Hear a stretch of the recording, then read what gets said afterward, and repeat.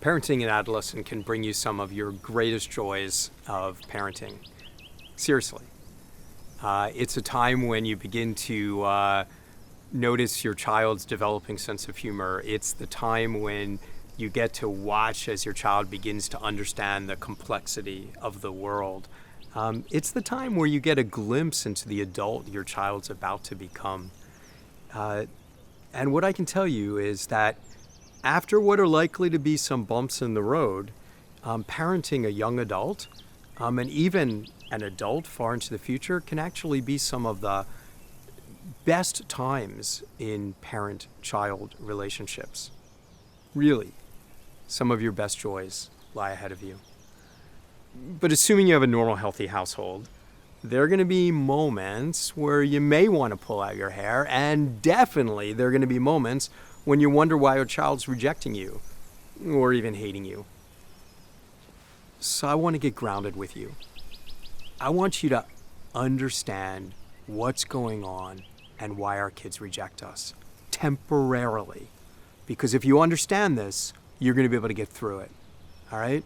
So let's first talk about development. All developmental milestones, meaning you get from one place to another. I want you to visualize these developmental milestones as if your kid is crossing a chasm. That chasm is 12 feet across and 100 feet deep and has rusty metal spikes on the bottom. How do you cross that chasm? You might say to me, I'd like to build my child a bridge, but I'm telling you they're going to knock it down because they got to do this on their own. How do you cross that chasm? You jump, but not standing in place. If you stand in place, you're not going to get to the other side. You always go backwards first. Then you cover your eyes, you take a running leap, and you just hope you get to the other side. And this isn't going to be new for you. This was true when your child was 11 months old and he took his first steps. What's the next thing he did? He fell down, right? And you went to pick him up. And what he wanted to say is, gosh, Mom, thank you. These legs, they're kind of new. I appreciate your support. But he didn't. Pushed you away. And then he was 2 years old. And he had those 2-word sentences. But you knew how smart he was. I'm not talking about smart like the way the other mothers say their child is smart. I'm talking about your child. You knew how smart he was. So you finished his sentences for him. And he wanted to go, gosh, Mom, thank you so much. I sure do appreciate the support. I'm having articulation difficulties. But he didn't. He said, no, me. And he pushed you away.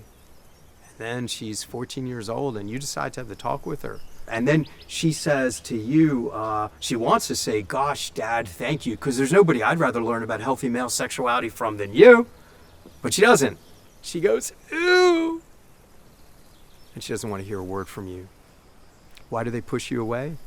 They push you away because there's a huge developmental milestone and they have to get through it themselves. But why do they push us away when they need us the most? I want you to understand what's really happening. We have a home, a nest in which we're raising kids. And in that nest, hopefully we've padded it with some fluffy feathers and made it as comfortable for them as we could. And we've given them everything we needed. Think about it as you're sitting in a nest and you're a baby bird and there's 1 or 2 birds that come and bring you big juicy worms and you don't have to do anything but open your mouth and you get everything that you've ever needed. And then all of a sudden, brain puberty strikes, which means your brain changes about a year before your body changes. And when brain puberty strikes, some signals begin to say, I'm going to need to get out of here. I'm going to need to manage life on my own. I'm going to need to fly from the nest. And that is scary. And so you look back at the nest, and as you're preparing to imagine leaving, suddenly, instead of seeing all the fluffy feathers, you're beginning to see how prickly it really is. And you look at these birds who are bringing you these worms, and rather than seeing them as all like helpful, you begin becoming embarrassed by the way they breathe. And then, as puberty continues, and as your kid begins to develop or continues to develop, she looks back at the nest and realizes she's getting close to flying. Think about that second semester of senior year, right?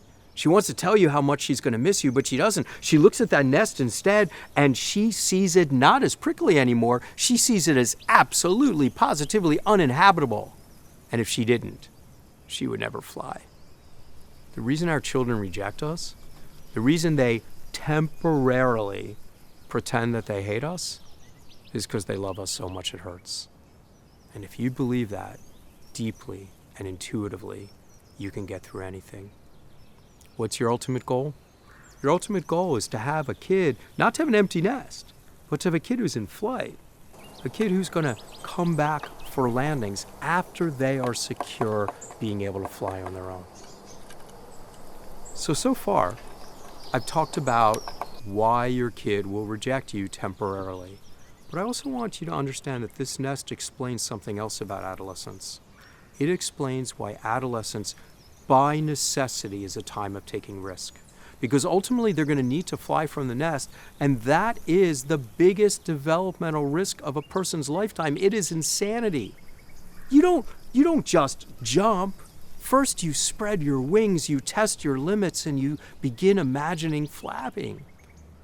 Adolescence by necessity is a time where they have to learn to take risks as they prepare to take the biggest risk. So what that means is that if we shut down experimentation altogether, we're actually flying in the face of development.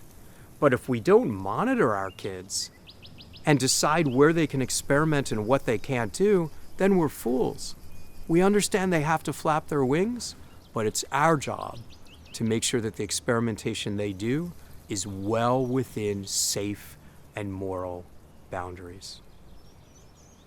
Again, they love us so much that it hurts.